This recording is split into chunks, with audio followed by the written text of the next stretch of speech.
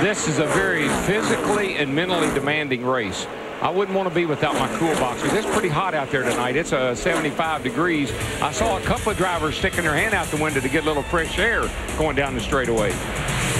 Pole sitter Greg Biffle has a 2.8-second lead, 170 laps into the Dodge Challenger 500. I like the way this one's looking. Stay tuned for more NASCAR on Fox.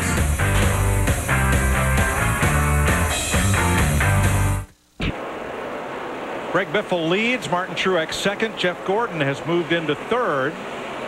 Dale Earnhardt Jr. continues to run in fourth place despite a bout with the turn 2 wall.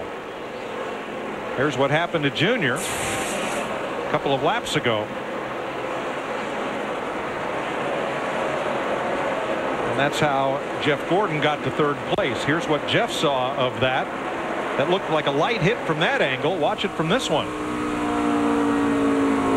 Yikes.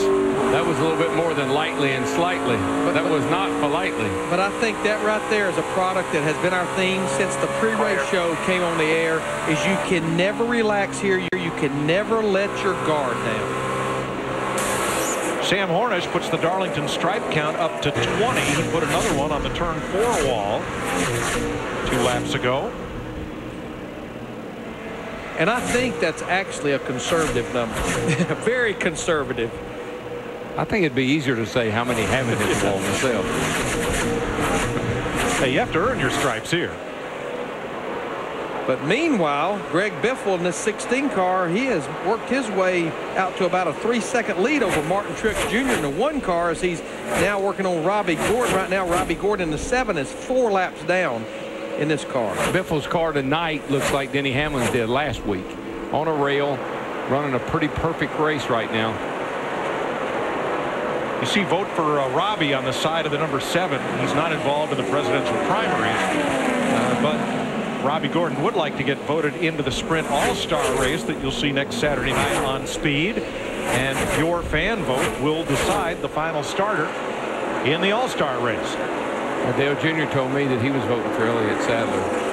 Just FYI, if that means anything to you. Well, it's hard to believe Casey Kane's not in it. He hasn't won in a while. I've got a feeling he might be able to race his way right on up in there.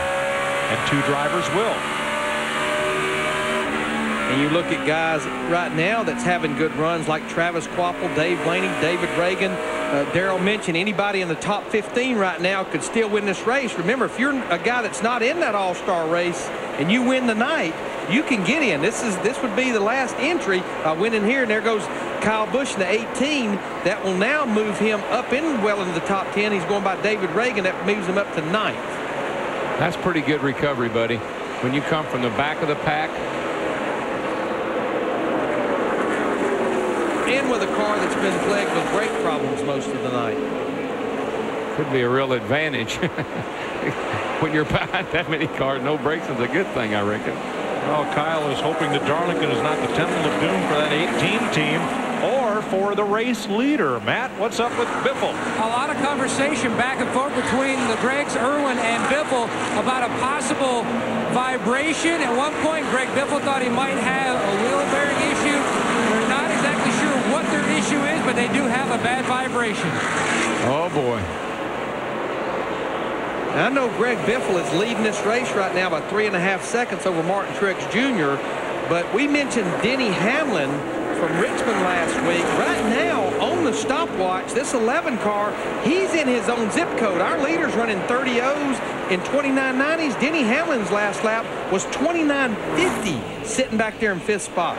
You know, last Saturday night, Hamlin cut down that tire, and when he could not get to pit road, stayed on the racetrack, stopped right about there at turn 4, and drew the caution flag so as not to tear his car up. NASCAR held him for 2 laps, and Vice President of Competition Robin Pemberton explained this week it was not so much a penalty to Hamlin, but what they did was take away those 2 laps, because if he had come around and stopped under green, he would have lost 2 laps changing that tire.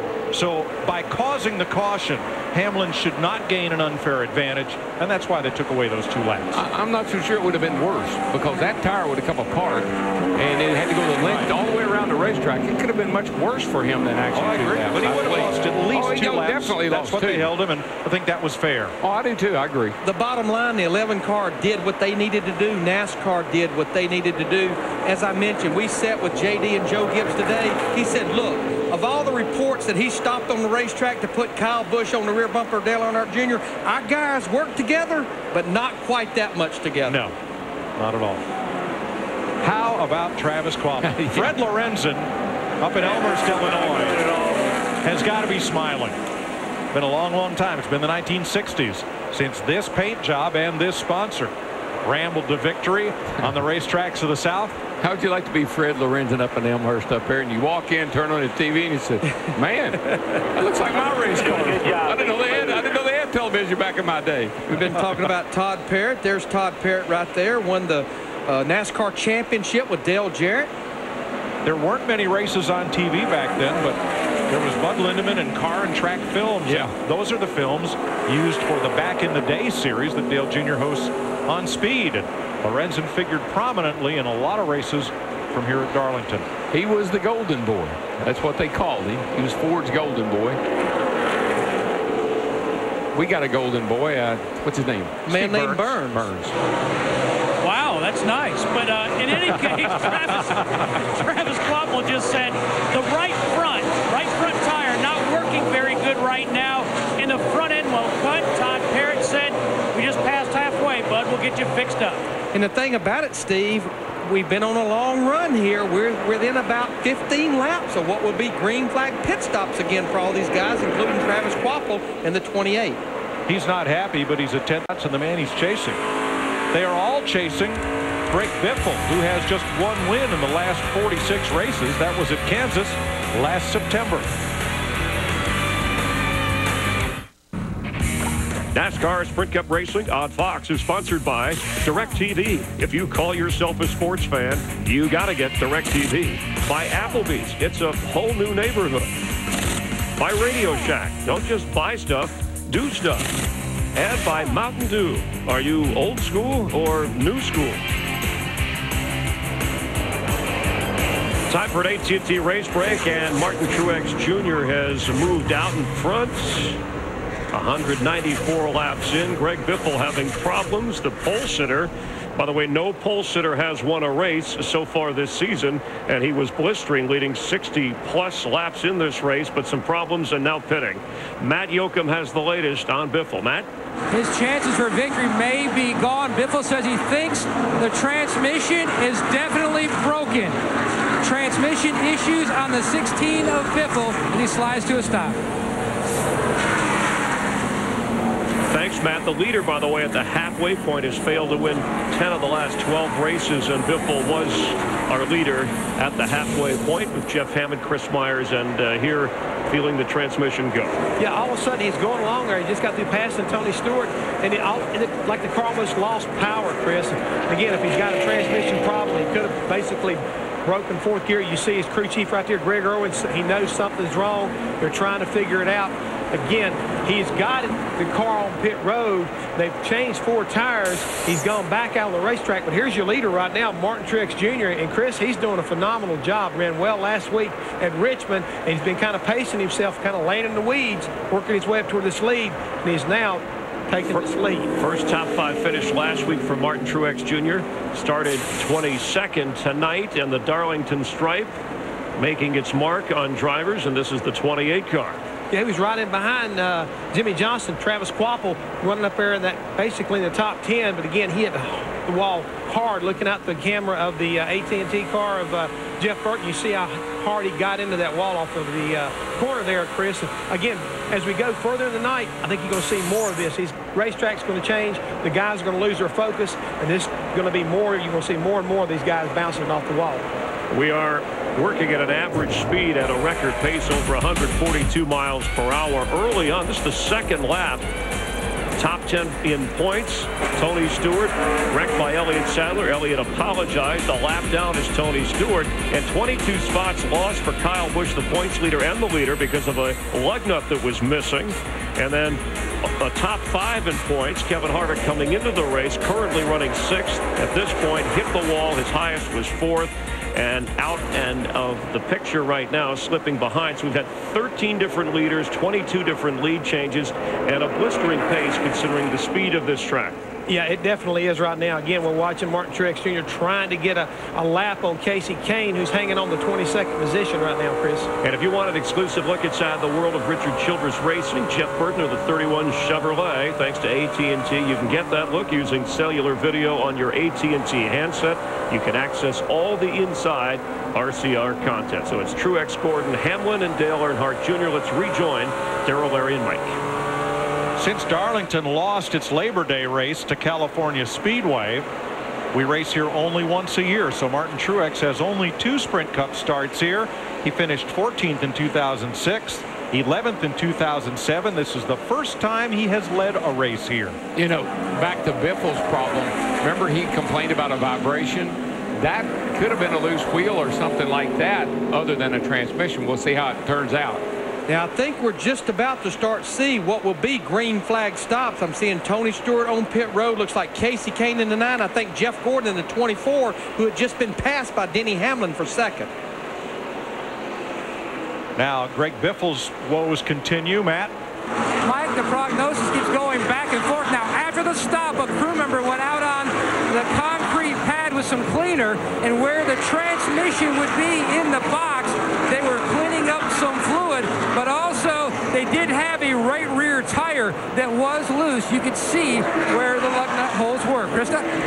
Martin Truex, the leader, comes in for his pit stop. His car has been great all night, and it gets better as the race goes on. A 4-tire change for Martin Truex. They had a sub-13 stop on their last stop. They get all the fuel in, and there goes Martin Truex. Blaney, Hamlin are in. So is Quapple, Carpentier, and Jimmy Johnson. And Dale Jr. back to the lead. Little contact on pit road. And here's Matt. Jimmy Johnson in pit road. His teammate Jeff Gordon already gone. He was ridiculously tight. Johnson wasn't quite as bad, although he has been fighting tight most of the night. Chad Knaus going for an air pressure change to Krista. Kyle Busch is tight. They're going to make a wedge adjustment on the stop, and they're going to pay special attention to those lug nuts. They missed one on the last stop. There goes Kyle. Matt. And the 88, Dale Earnhardt Jr. back in the pits. He says his car is just not consistent. It won't turn off turn 2, and then when it does, it spins to Steve. Matt, the 17 of Matt Kenseth. Kenseth is a little concerned about his brakes. He has to lay off of them a couple laps at a time. He also wants his car tightened up on this stop to make a chassis adjustment, and it will be 4 tires for Matt Kenseth.